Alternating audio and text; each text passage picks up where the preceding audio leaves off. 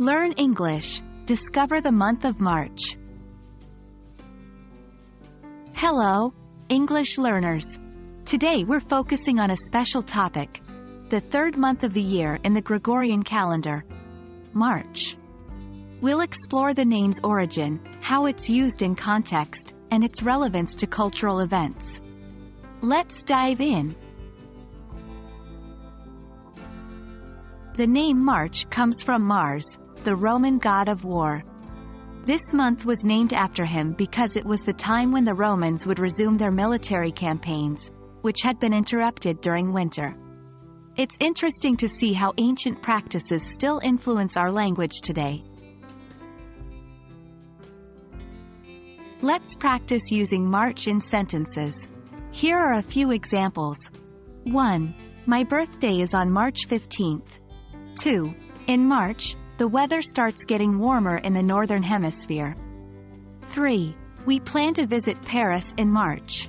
Remember, when we say dates, we usually use the structure, on plus date. However, when we refer to months, we simply say, in plus month. March holds many globally recognized events. Here are a few. 1. International Women's Day is celebrated on March 8th. 2. In the United States, St. Patrick's Day is celebrated on March 17th.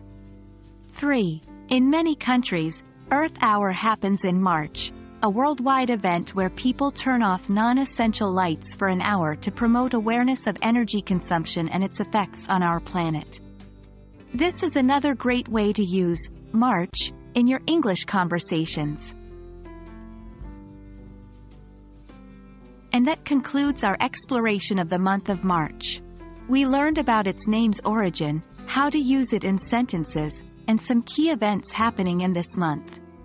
Remember, learning English is not just about the words but also the stories they tell and the cultures they represent. Keep practicing, and you'll get the hang of it in no time. Until next time, happy learning!